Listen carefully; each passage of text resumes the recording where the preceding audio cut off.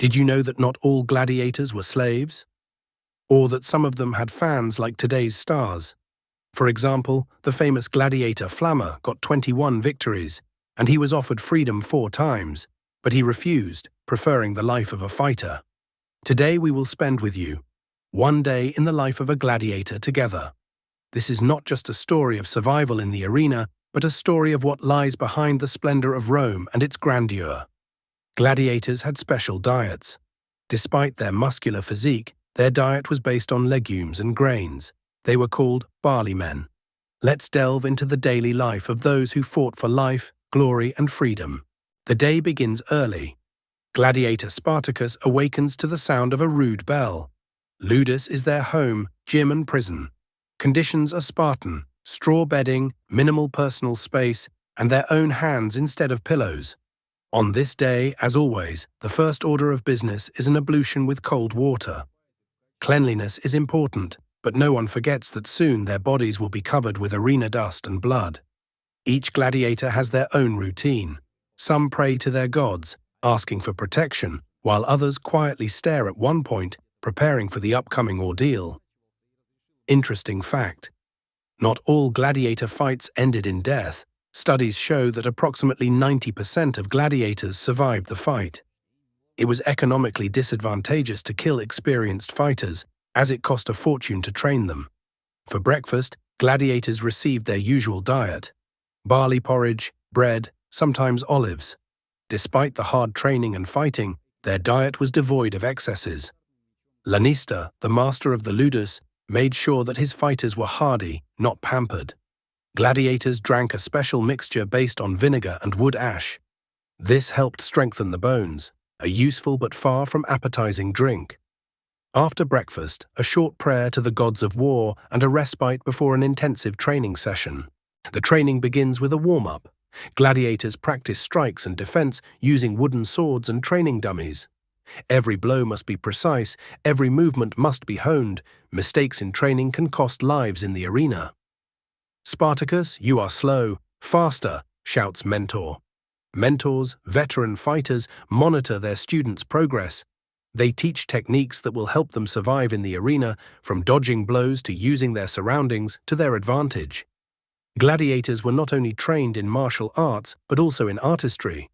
They were taught to pose and die spectacularly to mesmerize the audience.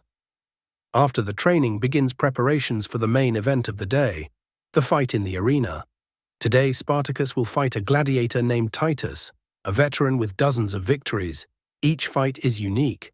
The opponents may be equal in strength, or they may represent completely different styles. Spartacus checks his sword, tightens the straps on his shield. He recalls his mentor's words: "Strike first, don't let fear control you." Some gladiators had names like modern athletes or actors. For example, Carpophorus was famous as a hunter of wild beasts, and Flammer was famous for his epic victories. Lunch is a time for recuperation. The meal is kept simple but energizing. Around the table, the gladiators discuss upcoming and past fights. "Your opponent, Titus, is strong but slow. Use that," Cassius, a senior gladiator, advises. Despite the stereotypes, gladiators often helped each other. They shared experiences and even formed a kind of brotherhood. Before entering the arena, Spartacus stands in line in front of the gate, hearing the roar of the crowd. This is the moment when fear and excitement are at their peak.